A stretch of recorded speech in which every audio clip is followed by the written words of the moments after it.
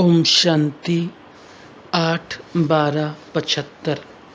शक्तियों की सिद्धि से महारथी की परख।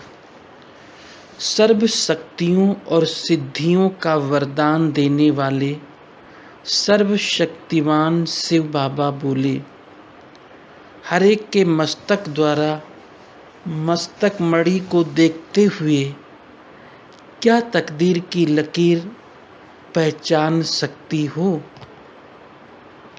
मस्तक बीच चमकती हुई मणि अर्थात श्रेष्ठ आत्मा के वाइब्रेशंस द्वारा सहज पहचान हो जाती है।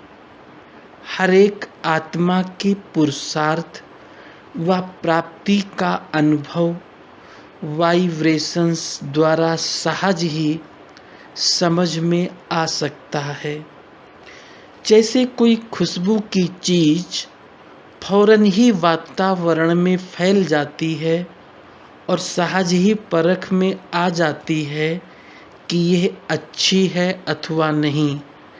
इसी प्रकार जितना जितना परखने की शक्ति बढ़ती जाएगी तो कोई भी आत्मा सामने आएगी तो वो कहाँ तक रूहानियत की अनुभवी है वो फौरन ही उसके वाइब्रेशंस द्वारा स्पष्ट समझ में आ जाएगा।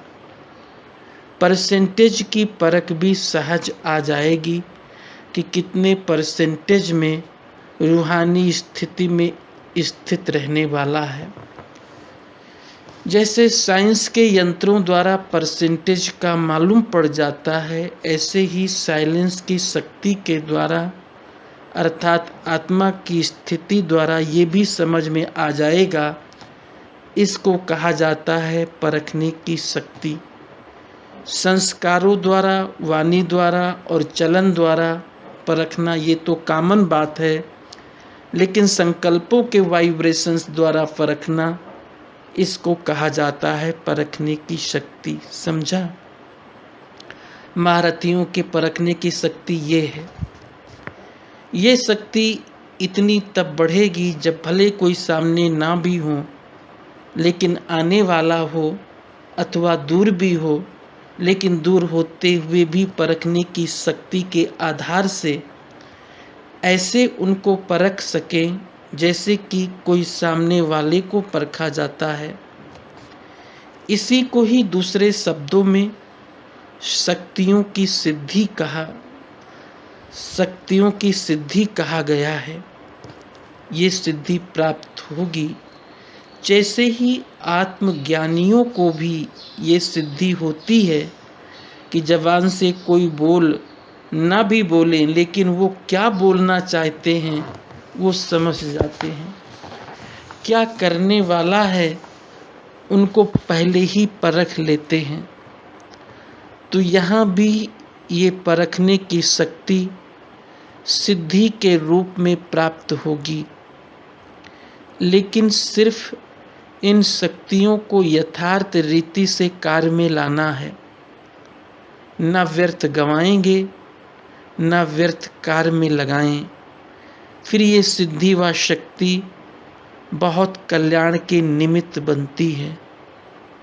ये भी आएगी जिसको देखते हुए सबके मुख से शक्तियों की महिमा जो भक्ति में निकली है, आप ये हो, ये सब महिमा पहले प्रत्यक्ष रूप में होगी जो फिर यादगार में चलती आएगी। ये भी स्टेज होनी है, लेकिन थोड़े समय के लिए और थोड़ों की। इसलिए कहते हैं कि जो अंत तक होंगे उनके ये सब नज़ारे देखने और अनुभव होने के प्राप्त होंगे। अंत तक अंगुली देने लिए पार्ट भी ऐसे शक्तियों के होंगे ना, शक्ति व पांडव, लेकिन शक्ति स्वरूप के होंगे, कमजोरों के नहीं। बिल्कुल साथ साथ होगा। एक तरफ हाहाकार और दूसरी तरफ जय जयकार। वो भी अति में और ये भी अति में होगा। अच्छा, इस मुरली के विशेष तत्व। महारथियों के परखने की शक्ति ये है कि वे संकल्पों के वाइब्रेशंस द्वारा किसी भी आत्मा को परख सकते हैं कि वो कितने परसेंटेज में रूहानी स्थिति में रहने वाली है।